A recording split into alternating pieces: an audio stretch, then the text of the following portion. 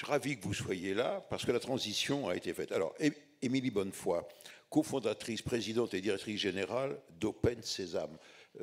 Précisez-moi ce que c'est. J'avoue, je ne connaissais pas Open Sésame. Alors bonjour à toutes et à tous. Donc Open Sésame, c'est un éditeur de logiciels de cybersécurité. Donc on a une double expertise dans la protection de l'identité numérique et également dans l'utilisation de techniques de mathématiques avancées et d'intelligence artificielle pour justement aider nos clients à mieux se protéger. Voilà, et je suis également on va voir l'occasion. Voilà. Non, puis vous avez le sens de la vulgarisation, c'est ce que j'aime beaucoup. Et Fabrice Imparelli, on est plus proches tous les deux, vous êtes directeur de l'information et de la communication de ce qu'on appelle l'ANR, l'Agence nationale de la recherche.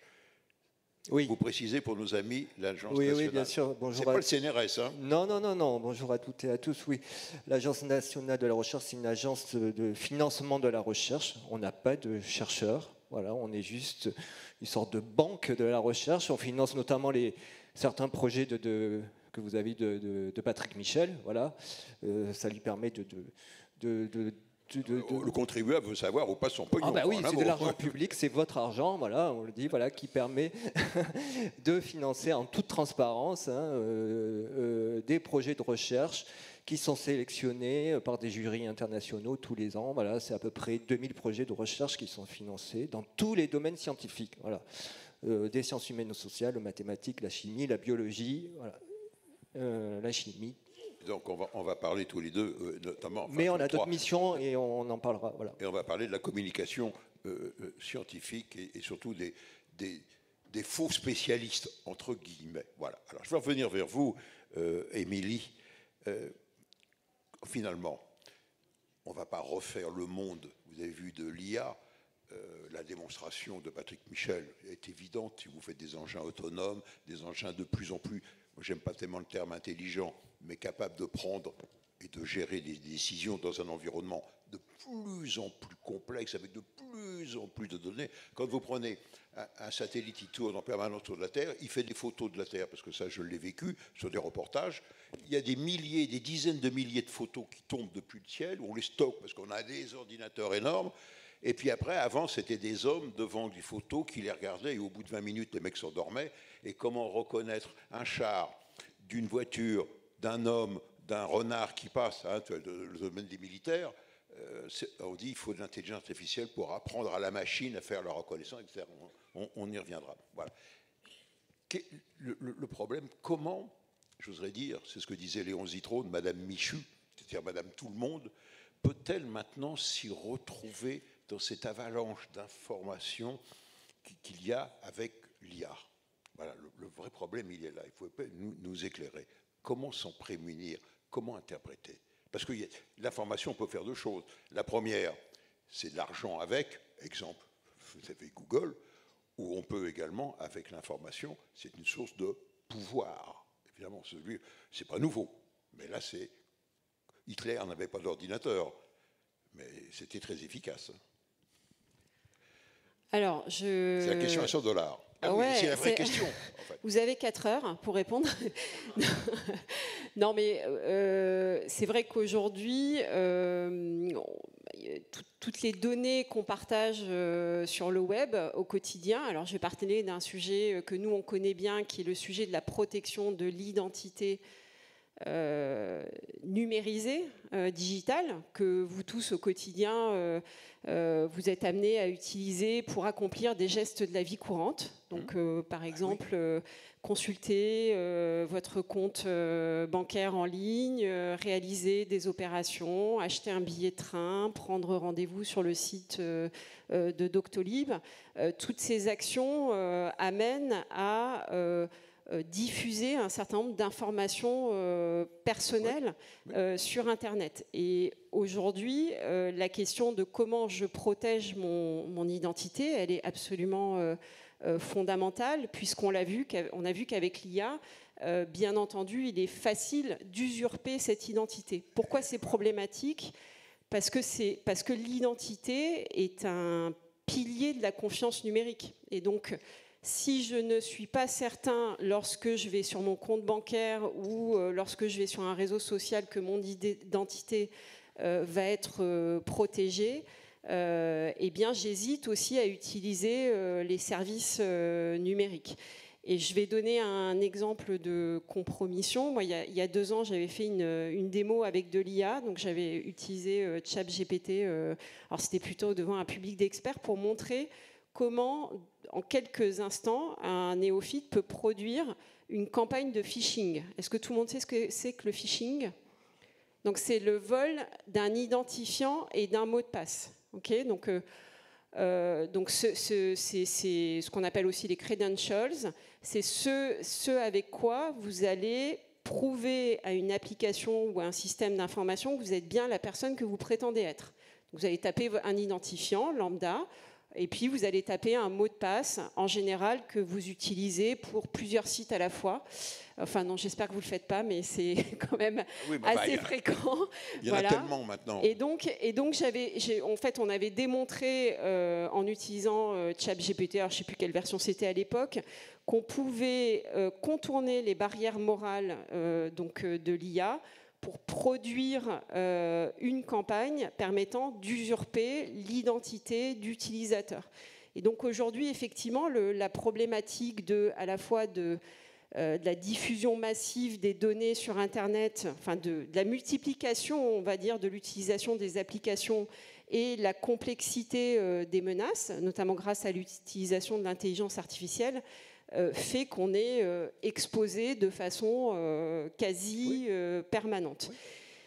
Et donc on en vient à notre sujet de la table ronde, qui est le sujet de l'esprit critique et de comment effectivement je prends conscience que mes données, elles ont une valeur. Et donc moi, en tant qu'individu, même si je me dis au quotidien, mais finalement, moi, j'ai rien à protéger, voilà. Mais vos données ont quand même une certaine valeur. Et donc ça, c'est la première chose, c'est d'en prendre conscience, parce qu'elles peuvent permettre d'accéder à votre compte bancaire ou d'utiliser votre identité pour commettre des infractions. Ça, c'est aussi des choses assez fréquentes que nous, on observe. J'ai répondu à la question? C'est pas encore très clair pour moi. Pourtant, c'est vrai. Pas très clair, pas très clair. Attendez, si on prend un exemple, parce que je l'ai vécu, on dit la carte à puce, utilisée, généralisée, c'est M. Moreno qui l'a fait, je l'ai très très bien connu. En fait, il n'a pas inventé la carte à puce. Il a eu l'idée de mettre un microprocesseur avec sa mémoire sur un morceau de plastique ou de carton. Mais il a eu l'idée, pour protéger, non pas le code, non. Simplement, il a mis à l'intérieur du processeur un composant fusible, une petite diode. Et lorsque vous faites la 3e erreur, ça déclenche un petit court-circuit qui fait fondre la diode et ça coupe le truc. Voilà, c'est peu connu. Et ça a permis la sécurité, le développement de la carte à puce. Sinon, on en serait resté au fer à repasser américain. Les Américains ne voulaient pas de la carte à puce parce qu'il n'y avait pas la sécurité. Donc vous voyez, c'est simplement un composant fusible qui a permis. Voilà, là c'est la protection du consommateur. Mais dans ce que vous dites, oui, je veux protéger mes données, je veux protéger ma vie privée, je veux pas. Mais comment? Et comment? Alors aujourd'hui, effectivement, on a des technologies qui permettent de protéger son identité. Je pense en particulier à la biométrie. Donc on a des protocoles de communication qui permettent justement de s'appuyer sur des capteurs biométriques d'un appareil, donc ça peut être un téléphone ou un ordinateur, et qui va permettre d'associer une empreinte biométrique, voire des données liées au comportement de l'utilisateur, créer ce que nous on appelle une forme de jumeau numérique pour s'assurer avec un certain niveau de certitude que la personne qui se connecte est bien celle qu'elle prétend être. Donc effectivement, je suis d'accord, aujourd'hui, il y a des solutions, enfin en tout cas des protocoles de communication et des solutions qui permettent de renforcer le niveau de sécurité. Tout le sujet pour nous aujourd'hui, quand on fait de la cyber, c'est à quel point effectivement cette sécurité est acceptable dans le quotidien. Voilà. Si je vous demande de taper 15 codes ou que je vous demande de réaliser un certain nombre d'opérations pour sécuriser au nom du principe de la sécurité, est-ce que c'est compatible avec le quotidien? C'est pas toujours le cas. Voilà. Je vais citer un exemple pour aller plus loin. Nous, un des premiers cas d'usage qu'on a traité, c'était celui de la sécurisation de gilets connectés pour les forces de sécurité. Ça paraît assez évident que lorsqu'un gendarme part sur le terrain, c'est un petit peu... D'abord, il met des gants, donc ça peut être compliqué d'utiliser son empreinte digitale. Et puis, voilà, taper un code PIN, c'est aussi un peu compliqué. Donc là aussi, il faut trouver d'autres méthodes et d'autres formes de protection pour justement protéger ces données. Voilà. Bon. On va revenir après sur le problème j'ose dire, d'être envahi par le numérique et les bases de données. On va y revenir. Le problème des gens qui ne peuvent pas y accéder dans ce monde ultra numérisé, c'est-à-dire les handicapés. Moi, vous le savez, j'ai un fils qui est aveugle suite à un accident de la route, et je vis ça au quotidien. Et là, on est très en retard. Bon. Mais avant, je vais me retourner, je ne veux pas vous laisser la Fabrice tout seul. Vous êtes plutôt chargé dans la communication scientifique, la vulgarisation, qui est mon domaine. Il y a quelque chose qui est nouveau et qui a changé dans mon monde journalistique, mais qui est le vôtre, qui est que maintenant, aujourd'hui, tout à chacun a les moyens de diffuser presque sur la planète entière, avec simplement un téléphone portable, une information bonne ou pas bonne. Et donc ça pose le problème qu'on voit apparaître dans les médias, je le vois, des pseudo-spécialistes, on appelle ça maintenant des influenceurs. Maintenant. Des gens qui se prétendent spécialistes parce qu'ils ne font que reprendre une autre information qui n'est pas la leur, et à partir de là, se présentent comme spécialistes et capables d'être des références. Voilà. Là, il y a une manipulation. Oui.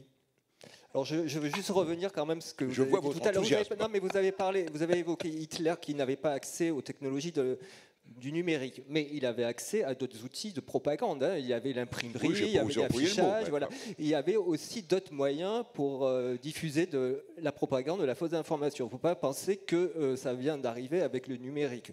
L'imprimerie, hein, ça a permis d'imprimer des beaux livres, de belles choses, des livres de science, mais aussi des bêtises. Hein, voilà, donc. Alors après, c'est vrai que le numérique permet aujourd'hui de démultiplier des flux d'informations, des flots d'informations, etc. Voilà.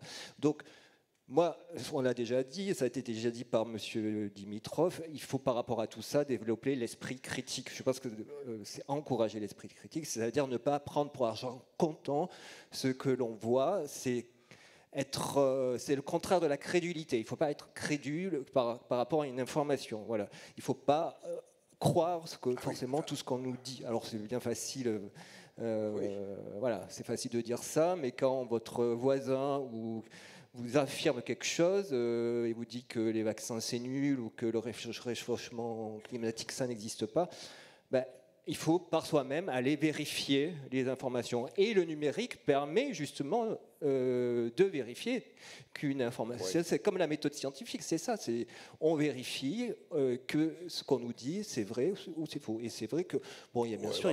Enfin, on a autre chose, Madame Michu, elle a autre chose à faire dans la vie, quand elle lit son journal ou qu'elle regarde la télé, d'aller revérifier si c'est vrai ou si c'est faux, en sérieux. Si, je pense qu'il faut. Non, mais je pense qu'il faut que... Pourquoi Non, mais vous êtes professionnel de l'information, mon cher. C'est un des moyens. Je veux dire, on peut pas. Voilà, c'est la liberté d'information. Tous ces outils, comme je dis, sont accessibles à tout le monde. Donc, c'est sûr qu'il y a tout un flot d'informations qui sont diffusées. Ça, c'est aussi une démarche citoyenne et de chacun d'essayer de faire la part des choses et de voir. Soyons bien clairs. Après, pardon, je vais encore beaucoup plus direct, mais avec toute l'estime que j'ai pour vous. Je disais, avant, nous journalistes, aux autres, quand on lisait un article dans Le Monde, on disait c'était la référence. Hein, dans Le Monde, ouais. C'est moins le cas maintenant. Et après, ça a été vu à la télé. On l'a vu, même les publicités. c'était la référence. Si c'était à la télé, ok, c'était bon. C'est nettement moins le cas. Et alors maintenant, c'est sur les réseaux sociaux. Ah ben j'ai vu sur, moi les gens m'appellent, me disent, vous avez... Je dis, mais attendez, j'en sais rien, je découvre l'information comme vous, elle est suspecte, je ne vais pas passer mon temps à vérifier. Voilà, le problème il est là. C'est comme ce que nous a montré M.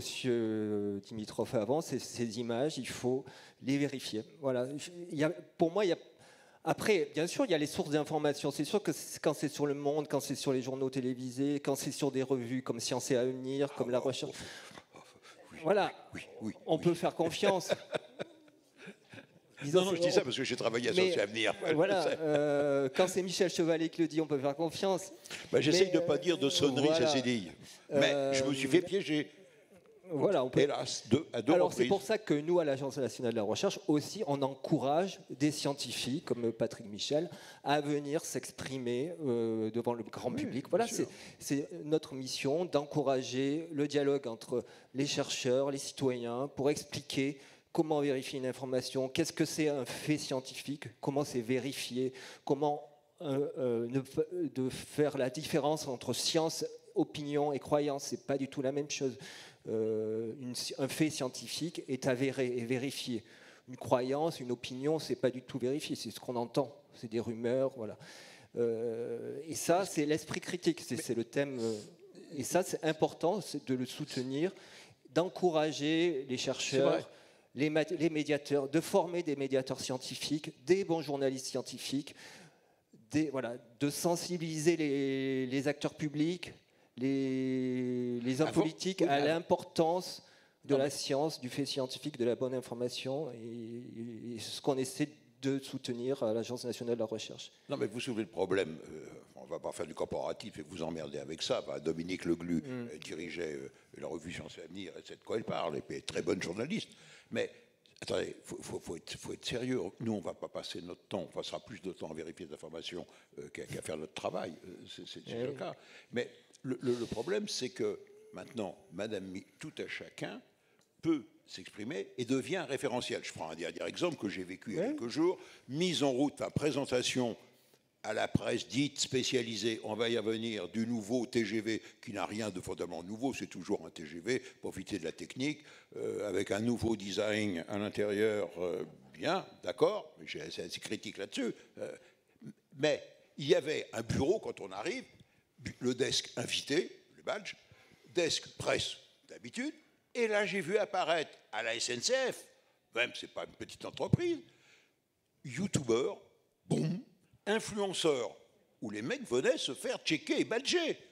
Et là les bras m'en tombent. Voilà. Voilà, vous officialisez ça. Le problème, il est là. Et non, on ne va pas en sortir. Moi, je n'officialise rien. Moi, comment on peut Simplement, c'est que ça existe, donc il faut faire avec. Voilà. Et après, voilà, on est dans un monde où on a la chance d'avoir la liberté de l'information, de l'expression. Oui. Mais on l'a, la preuve, c'est ici. Et c'est ça qui est, voilà, c'est quand même une chance aussi après, comment peut-on vérifier que cette liberté d'expression, où les informations qui sont diffusées sont de la bonne information, de la mésinformation, ça c'est peut-être qu'on peut avoir développé des outils et que l'IA peut nous aider également pour ça, justement. Alors, effectivement, moi j'allais parler des opportunités que le numérique peut nous offrir. Donc Michel, vous évoquiez la question de l'inclusion, mais en fait en France on a aussi de très grands laboratoires de recherche, le CNRS en fait partie, l'INRIA, et donc effectivement il y a aujourd'hui des technologies, et on en discutait avec Dimitri, de watermarking, c'est-à-dire qui permettant au grand public d'identifier la véracité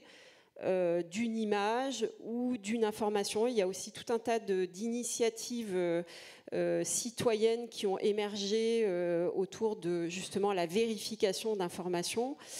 Je pense qu'il ne vous a pas échappé qu'on est dans une période un peu compliquée, notamment une situation géopolitique. notamment toutes ces grandes plateformes qui aujourd'hui effectivement facilitent la propagation de l'information, sont des plateformes américaines. Et comme vous le savez, la récente élection aux États-Unis a conduit à un certain nombre de coupes budgétaires, notamment sur tout ce qui était, alors pour vulgariser, dédié à la vérification de l'information sur ces plateformes. Et donc aujourd'hui, effectivement, c'est assez problématique. Alors moi, je pense que c'est à la fois problématique, effectivement, parce que ces grandes plateformes, aujourd'hui, subissent la pression du président de leur pays d'origine. Et en même temps, pour nous, c'est aussi une opportunité, je dirais, en Europe, de faire valoir, en fait, notre singularité et notre attachement aux valeurs démocratiques. Et donc, on a aussi, je précise, en France, la chance d'avoir des institutions qui travaillent aussi autour de la vérification des informations. Alors, je ne sais pas si certains d'entre vous connaissent Viginum. Voilà, donc Viginum, qui est une agence qui dépend du secrétariat général à la Défense nationale et qui intervient sur un périmètre bien particulier qui est celui des élections, notamment. Et donc ça, ce sont aussi donc je pense qu'il y a aussi une prise de conscience au niveau étatique sur justement cette nécessité d'accompagner les citoyens pour, à un moment donné, avoir des outils pour vérifier la qualité d'une information. Oui. Voilà. Et donc il y a des laboratoires de mathématiciens, de spécialistes aussi en sciences cognitives qui travaillent sur ces sujets-là. Après, techniquement, c'est je crois assez ardu. Oui, puis il y a aussi la... Michel, c'est la fin, si vous pouvez conclure. Oui. Mais non, il nous reste 7 minutes là, sur le... Il y a encore 7 minutes. Oui. Moi, on a 17 minutes de retard, mais c'est pas grave. Okay. Bon, puis il y a aussi la réglementation qui nous aide, par exemple, vous voyez maintenant sur les publicités, vous voyez, c'est mentionné, images retouchées par Photoshop ou images générées par l'IA. Voilà. La réglementation aussi est un moyen de vous accompagner, de vous aider à vérifier que ce qu'on nous montre est généré par l'IA ou pas. Voilà, il y a une... Oui, peut-être sur l'inclusion, peut-être un petit mot. Ouais, vas-y. Allez-y, Émilie, oui, vous vouliez dire. Oui, ce que je voulais dire, j'évoquais la question de l'opportunité, c'est-à-dire mettre les nouvelles technologies au service de nos valeurs. Très clairement, la question de l'inclusion et de l'accessibilité n'est pas un sujet pour ces grandes plateformes. Et donc aujourd'hui, on a des chercheurs, des laboratoires qui travaillent sur le sujet de l'accessibilité pour les personnes en situation de handicap visuel. Qui est un sujet important puisque, vous le savez peut-être, dans le monde, il y a à peu près 2 milliards de personnes qui souffrent de handicap visuel. En France, il y a à peu près, on considère que c'est à peu près 2 millions de personnes.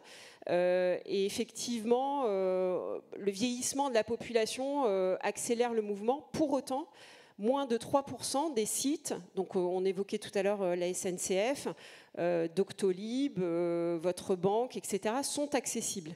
Et donc aujourd'hui, on a des technologies, et l'IA en fait partie, pour permettre à ces personnes-là d'accéder de façon sécurisée à des sites. Et donc là aussi, moi je pense que pour le coup, la technologie devient plutôt une opportunité d'affirmer nos convictions et en particulier le fait de rendre ces outils accessibles. Oui, si les logiciels ne sont pas trop compliqués, quand vous êtes aveugle, c'est compliqué, la sécurité. Rien que les touches, les trucs, voilà, c'est ça. Dernier point, la dernière question, parce que vous en parlez, ça vous tient à cœur. Est-ce que vous n'avez pas l'impression qu'il y a une partie de la population qui va se trouver coupée de l'autre? C'est-à-dire une France, enfin, à 2 niveaux. Ceux qui sont, les jeunes générations habituées pas à l'IA, mais à la numérisation, et puis les autres, qui auront besoin d'une aide et qui seront largués. Voilà. J'ai bien peur. Peut-être, mais aussi l'IA aussi peut nous aider justement dans peut-être, je sais pas, peut nous aider aussi peut-être à nous accompagner, nous guider dans toutes ces démarches qui seront peut-être de plus en plus complexes via le numérique. Il y a des chatbots qui commencent à apparaître, des guides interactifs faits par l'IA. Donc pourquoi pas. Faut voir aussi l'IA comme un outil qui peut nous accompagner, nous aider. Il faut pas voilà. Moi, je le vois comme ça. J'espère. Mais pour l'instant, c'est peut-être on est dans une période un peu de tâtonnement, on ne sait pas trop où on va. Mais je pense que si on sait bien utiliser le numérique et l'IA pour nous, il est à bon escient et le mettre à notre service, peut-être qu'on arrivera à en faire un allié et pas un repoussoir. Oui. Je vous laisse le mot de la fin. Oui, alors je pense que ça pose la question de la résilience. Si demain, effectivement, les outils numériques, et nous, on observe de près la question des cyberattaques et même parfois des attaques qui touchent les infrastructures numériques, ça pose cette question-là aussi. C'est-à-dire qu'on a d'un côté une partie de la population qui est née avec des outils numériques et une autre partie de la population qui doit se l'approprier. Effectivement, ça pose tout un tas de questions et nous, ce qu'on pense, c'est que l'État a un rôle fondamental à jouer, mais aussi les entreprises. Donc nous, en tout cas, c'est ce qu'on essaie de faire, c'est-à-dire on travaille beaucoup sur le sujet de l'inclusion et sur le sujet de l'électronisme. Et on incite aussi, on fait beaucoup de lobby pour que l'État prenne son rôle à cœur et ne laisse pas, prenne ses responsabilités, on va dire plutôt, et ne laisse pas sur le bord de la route tout un tas de personnes qui effectivement n'ont pas suivi l'accélération de la digitalisation. Voilà. Et on en parlait tout à l'heure au déjeuner. La SNCF a récemment annoncé qu'elle allait supprimer ses guichets. C'est juste hallucinant. Voilà. Hallucinant. Comment on supprime les cabines téléphoniques, hallucinant. Et quand vous êtes obligé d'avoir une box chez vous, on va supprimer le cuivre, le filaire, on va avoir une box chez vous, et quand tout ce petit système tombera en panne, ça va être très joli. Voilà, c'est tout. Moi, je suis toujours pour ça.